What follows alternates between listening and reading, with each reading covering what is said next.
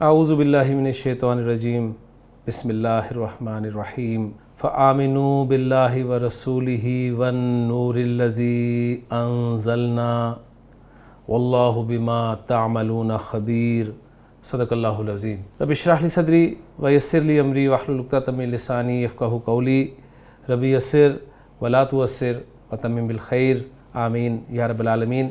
آج کے سبق میں انشاءاللہ تعالیٰ سورۃ تغابن کی آیت نمبر 8 جو کہ ایک مختصر آیت ہے اس کو گرامیٹیکلی انالائز کرنے کی کوشش کریں گے، اور میرے ساتھ آج کی اس آیت میں حسب سابق محمد اکرم صاحب اور سعید احمد صاحب موجود ہیں، تو آج کی آیت جو ہے وہ محمد اکرم صاحب گرامیٹیکلی انالائز کریں گے۔ جی اکرم صاحب، میں نے آیت کی تلاوت آپ کے سامنے کر دی ہے، آپ اس آیت کے پارٹس کریں گے اور پھر اس کے بعد پارٹس کے الفاظ کو کلمہ کی اقسام کے اعتبار سے انالائز کریں گے، اور پھر اس کے بعد ان کو جوڑ کر جملہ بنائیں گے انشاءاللہ تعالیٰ۔ جی بسم اللہ۔ اس میں رموز اوقاف میں وقف کی پہلی علامت جو ہے وہ انزلنا پر آ رہی ہے، جی اس کے بعد دوسری علامت جو ہے نا وہ آیت پہ مکمل ہو جاتی ہے۔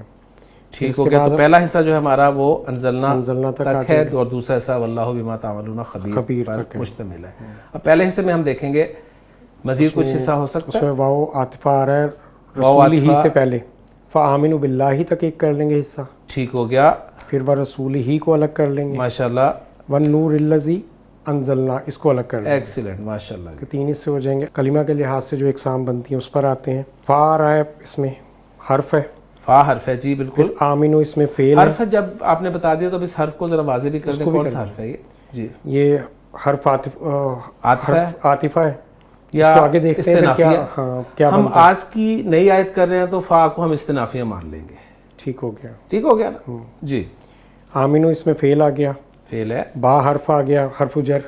جی فعل کی بات کی آپ نے تو فعل کے پارٹس بھی، صیغے، مادے، با پہ بھی بات ساتھ ہی ہو جائے گی۔ اس کی جمع مذکر غائب کا آمنو جو ہے فعل ہے، اور اس کا مادہ آ جائے گا حمزہ میم نون، جی، اور بابئی فعال میں آ جائے گا، ٹھیک ہے، آمنا یومنو ایمان، ایمانن، ماشاءاللہ۔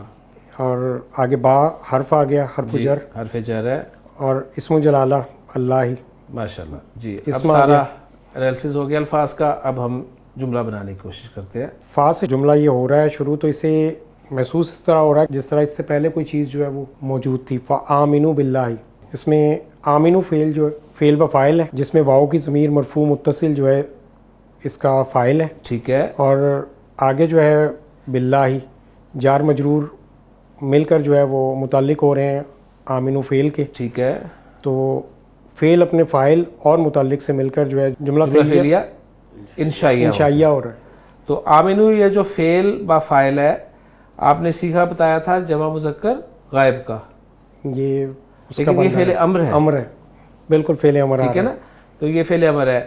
ایکچولی آمنو اگر ہوتا نا تو پھر وہ جمع مذکر غائب کا فعل ماضی کا صیغہ ہوتا، یہ ہے آمنو، تو یہ فعل امر ہے، اور فعل امر جیسا میں نے پہلے بتایا ہے جب بھی آئے گا اس کا فاعل لازماً ساتھ ہوگا، واو ضمیر مرفوع متصل اس کا فاعل ہے، ٹھیک ہے، فاعل اس کا واو ضمیر مرفوع متصل ہی ہے، جمع کے جتنے بھی ہیں۔ جی آمنو فعل اپنے فاعل اور اپنے متعلق سے مل کر جملہ فعلیہ انشائیہ ہوا۔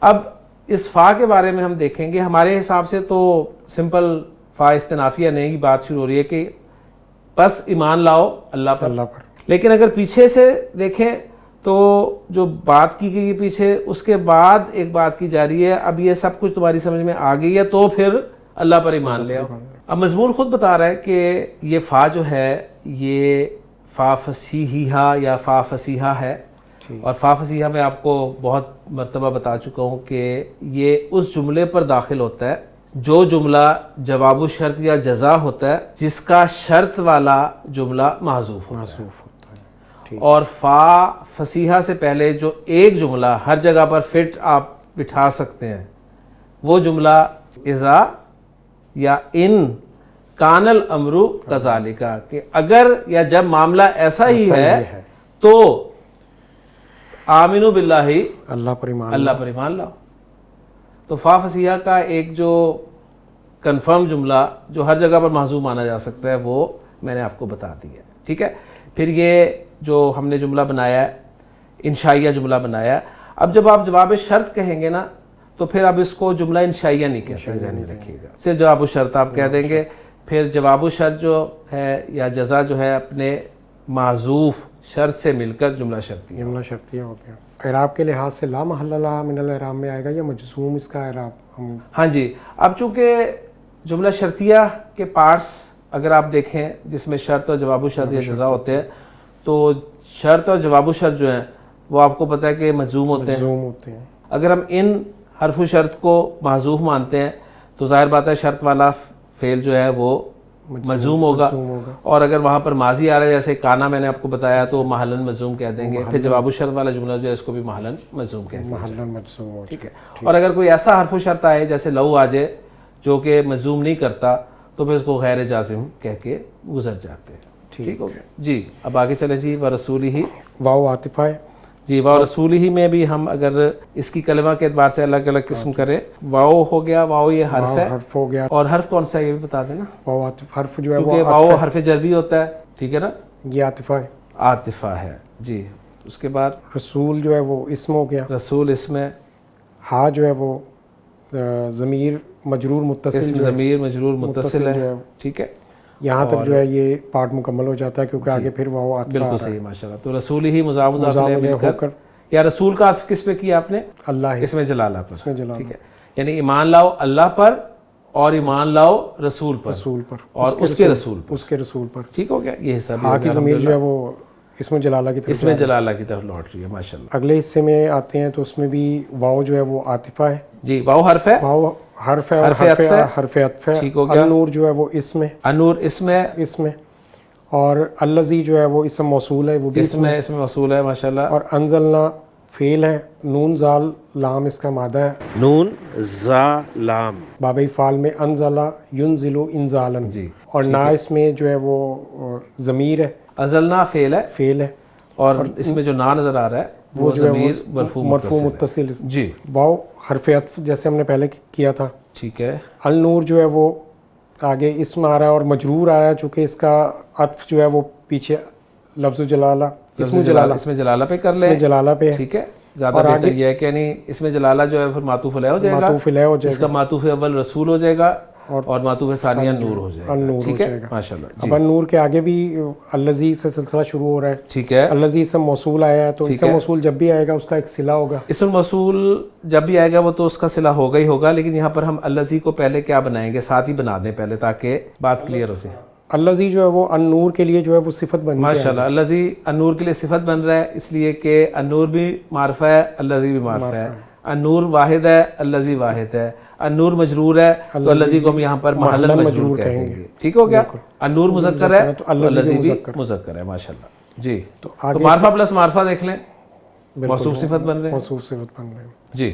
انزلنا اس میں اب آپ کہیں گے کہ الذی اسم موصول جب بھی آئے گا اس کا صلۃ الموصول ضرور ہوگا، لہٰذا اس کا صلۃ الموصول جو ہے وہ انزلنا ہے. انزلنا جملہ فعلیہ کی صورت میں آ رہا ہے. جی. فعل با فاعل. انزلنا فعل با فاعل ہو گیا، وہ اس کا صلۃ الموصول ہو جائے گا. ٹھیک ہے. الذی اپنے صلۃ الموصول کے ساتھ مل کر جو ہے وہ النور کے لیے جو ہے وہ صفت بن جائے. ماشاءاللہ. اچھا مجھے اب یہاں پر یہ بتائیں کہ موصول کے لیے جو آپ نے صلۃ الموصول بنایا ہے اس میں ضمیر عائد کا ہونا ضروری ہے. ضروری ہے. تو انزلنا میں نا کی ضمیر ہے جو کہ جمع متکلم کی ضمیر ہے، کیا یہ الذی کی طرف لوٹ رہی ہے؟ نہیں. تو اس کا مطلب ضمیر عائد جو ہے وہ معذوف ہے. معذوف ہے، یعنی الذی انزلناہ. بالکل. تو وہ ضمیر عائد ہے. جی. اب موصول صلہ مل کر یہ صفت بن گیا النور کے لیے. اب یعنی دونوں طریقے سے ہم جوڑ رہے ہیں، ایک عرب کی ترکیب کے مطابق بھی جوڑ رہے ہیں اور زنجیری ترکیب کے مطابق بھی جوڑ رہے ہیں. تو الذی اسم موصول میں صلۃ الموصول سے مل کر محلن مجرور ہو گیا النور. صفت بنا النور کے لیے، اور النور موصوف اپنی صفت سے مل کر معطوف بنا اسم جلالہ کے لیے. اور معطوف علیہ اپنے دونوں معطوفوں سے مل کر مجرور ہوا حرف جر با کے لیے، اور با حرف جر اپنے مجرور سے مل کر متعلق ہوا آمنو فعل کے لیے، اور آمنو فعل اپنے فاعل اور متعلق سے مل کر جملہ فعلیہ ہو کر جواب شرط جزا ہوا، جواب شرط ہوا ایک محذوف شرط کے لیے، اور محذوف شرط اپنے جواب شرط یا جزا سے مل کر جملہ شرط کیا ہوگا. تو چھوٹے جملوں میں تو ہم ایسا کر سکتے ہیں، کر لیتے ہیں، لیکن جب جملے لمبے ہو جاتے ہیں تو پھر یہ ساری چیزیں یاد رکھنا ہم بھول جاتے ہیں. اس کی بڑی پیاری مثال دی تھی ہمارے ایک استاد نے کہ عام طور پہ گاؤں میں جب فصل کٹتی ہے گندم وغیرہ کی تو وہ جو کاٹتے ہیں نا, پہلے اب تو مشینوں سے کام ہوتا ہے, تو جب وہ کاٹتے ہیں ہاتھ سے تو کاٹ کے نا ڈھیریاں بنا لیتے ہیں. کچھ کاٹا ڈھیری بنا لی, پھر آگے چلے کاٹا ڈھیری بنا لی. اب وہ جو ڈھیری پیچھے رکھ کے آئے ہوتے ہیں نا, انہیں یاد ہوتی ہے میں نے ڈھیری کہاں رکھی ہے. اس کے بعد پھر وہ ساری ڈھیریاں اٹھاتے ہیں. صحیح. تو گویا ہم بھی ترکیب کرتے ہوئے ڈھیری بنائیں گے. ٹھیک ہو گیا. ٹھیک ہے, اور پھر پتہ ہونا چاہیے آپ نے کون سی ڈھیری کہاں پر رکھی ہے. اس کے بعد واپس جاتے ہوئے وہ ڈھیری اٹھانی ہے وہاں سے, یہ نہ ہو کہ آپ کی ڈھیری مس ہو جائے کوئی. ٹھیک ہے, تو اس طریقے سے آپ اس کو لے کے چلیں. جی آخری حصے پر آتے ہیں. اب اس میں کلمہ کی جو اقسام آتی ہیں ان کو ہم پھر دوبارہ دیکھتے ہیں. واو اس میں حرف ہے, حرف عطف ہے. حرف عطف ہے یا حرف اللہ اسم و جلالہ جو ہے وہ اسم ہے. ٹھیک ہے. اور با حرف جر ہے. ما موصولہ ہے. ما اسم ہے, اسم موصول ہے. اسم موصول ہے. اور تعملون اس میں فعل ہے. فعل ہے. فعل کون سا ہے؟ ماضی ہے مضارع ہے؟ یہ مضارع ہے. فعل مضارع ہے. اور معروف ہے. معروف ہے. اور اس کا مادہ جو ہے وہ عین میم لام ہے. صیغہ بتائیں گے یہ پہلے. صیغہ جو ہے وہ جمع حاضر, جمع مذکر حاضر کا جمع مذکر حاضر کا ہے. اب اس کا مادہ اور باب بتائیں گے. عین میم لام اس کا مادہ ہے. عملہ یا عملو. عاملہ یا عملو, باب سین سے عاملہ یا عملو, عمل کرنا. جی. اور بس اب اس کے بارے میں انفارمیشن ساری ہوگی. آگے خبیرن جو ہے وہ اسم ہے. اسم ہے. جی اب ہم جوڑتے ہیں. فعیل کے وزن پر ہے. جی فعیل کے وزن پہ صفت مشبہ کا صیغہ. اب واو استنافیہ کر لیتے ہیں. استنافیہ مان لیتے ہیں. اللہ مبتدا ہو گیا, اسم مبتدا ہو گیا, بالکل ٹھیک ہے. اب مبتدا کی خبر چاہیے, وہ کیا ہے؟ وہ خبیرن ہے. خبیرن ہے. اور اس سے پہلے جو ہے وہ جو جار مجرور متعلق ہو, جار مجرور ہے متعلق ہو جائے گا, مقدم ہو جائے گا خبیر کے. ٹھیک ہو گیا. اب جو جار مجرور ہے اس کو تفصیل سے انالائز کر لیتے ہیں, جس میں با حرف جر ہے اور ما آپ نے موصولہ قرار دیا. ٹھیک ہے. جب بھی موصول آئے گا اس کا ایک صلہ ہوگا. صحیح ہو گیا. تو یہاں پر جو ما اسم موصول ہے یہ محلاً مجرور ہے. محلاً مجرور ہے, بالکل ٹھیک ہو گیا. جی. تعملون جو ہے وہ فعل با فاعل ہو کر جو ہے وہ جملہ فعلیہ ہوگا, جس میں واو کی ضمیر مرفوع متصل فاعل اس کا فاعل ہے. تعملون فعل. اچھا یہ تعملون اس میں عائد ہے؟ نہیں, وہ بھی عائد جو ہے محذوف ہے. تعملون ہو بالکل فاعل ہے. ماشاءاللہ. تعملون فعل با فاعل ہو کر ما موصولہ کے لیے جو وہ صلہ بن جائے گا. ٹھیک ہے. اور اسم موصول اپنے صلہ کے ساتھ مل کر جو ہے وہ با حرف جر کے لیے مجرور ہو جائے گا. با حرف جر اپنے مجرور کے ساتھ مل کر جو ہے خبیرن سے متعلق ہو جائے گا, خبر سے. جی. اب اس میں مبتدا اپنی خبر سے مل کر جو ہے وہ جملہ اسمیہ خبریہ ہو جائے گا. خبریہ ہو گیا. اور جملہ مستانف ہے تو لا محل اعراب کی کیٹیگری میں ہو جائے گا. اچھا اب یہاں پر ایک چھوٹی سی چیز میں آپ کے ساتھ اور شیئر کرنا چاہوں گا کہ ما کو ہم نے موصولہ بنایا تو الذی رکھ کر ہمیں دیکھ لیا کہ اللہ خبیر بالذی تعملونہ, بات پوری ہو گئی.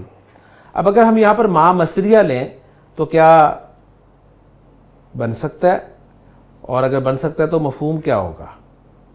اس میں ایک چھوٹا سا پوائنٹ میں آپ کے ساتھ شیئر کرنا چاہوں گا کہ ما کو اگر اس میں موصول کے طور پہ لیا جائے اور ما کو اگر حرف مصدر کے طور پہ لیا جائے تو ما اس میں موصول کے طور پر جب لیا جاتا ہے تو اس ما کو موصول اسمی کہتے ہیں. موصول اسمی. اور اگر ما کو حرف مصدر کے طور پہ لیا جائے تو اس ما کو موصول حرفی کہتے ہیں. موصول حرفی. ان دونوں صورتوں میں موصول کہا جاتا ہے, لیکن اس میں موصول کی صورت میں موصول اسمی اور حرف مصدر کی صورت میں موصول حرفی. دونوں کے لیے صلۃ الموصول چاہیے ہوتا ہے. بالکل. صلۃ الموصول اگر موصول اسمی ہوگا تو جو صلۃ الموصول ہے اس میں عائد کا ہونا ضروری ہے, اور اگر موصول حرفی ہوگا تو اس کے صلۃ الموصول میں عائد کا ہونا ضروری نہیں. عائد کا ہونا ضروری نہیں ہے. اب یہ جو موصول حرفی ہے یہ اپنے صلۃ الموصول کے ساتھ مل کر محلاً مصدر موول ہو کر, کیونکہ ما کو آپ مصدریہ کہہ رہے ہیں نا اگر, تو یہ بھی مصدر موول بن جاتا ہے. محلاً اعراب پھر اس کا شو کیا جاتا ہے. بات سمجھ میں آ گئی؟ تو گویا رزلٹ یہ نکلا کہ موصول چاہے اسمی ہو چاہے حرفی ہو، صلۃ الموصول اس کا لازمی ہوگا. کلیئر ہو گیا؟ اور موصول اسم موصول اپنے صلۃ الموصول سے مل کر کچھ بن رہا ہے. اسی طرح وہ جو موصول حرفی ہے بالکل مصدر کے طور پہ جو ہے وہ اپنے صلۃ الموصول حرفی سے مل کر مصدر مفعول بن جاتا ہے. بس یہ ذہن میں رکھنا ہے آپ نے. تو ما مصدریہ جو ہوتا ہے، ما مصدریہ، ٹھیک ہے، اس کا آپ نے خاص خیال رکھنا ہے. اور پھر اس کا انالیسز مزید کس طرح کیا جاتا ہے کہ یہ جو آپ تعملون دیکھ رہے ہیں نا، اس میں آپ دیکھیں اس جملہ فعلیہ میں جو فعل ہے اس کا مصدر نکالا جاتا ہے. تعملون میں عملہ یعملو عملاً مصدر ہے نا. مصدر آئے گا. اب اس مصدر کو اس کے فاعل کی طرف مضاف کر دیا جاتا ہے. تعملون کو اگر آپ دیکھیں تو تعملون کا فاعل کون ہے؟ واو ہے نا، واو ہے نا، بالکل. اور حاضر کی ضمیر کے طور پہ استعمال ہو رہا ہے نا. ضمیر پہ. تو عمل مصدر، اس عمل مصدر کو مضاف بنا دیں اس کے فاعل کی طرف، تو ظاہر بات ہے جو فاعل ہے وہ مضاف الیہ بنے گا نا. مضاف الیہ ہو جائے گا. تو مضاف الیہ کیا بنے گا؟ کم. عملکم، عملکم آ جائے گا. عملکم، اور پھر با حرف جر کی وجہ سے وہ عملکم ہو جائے گا.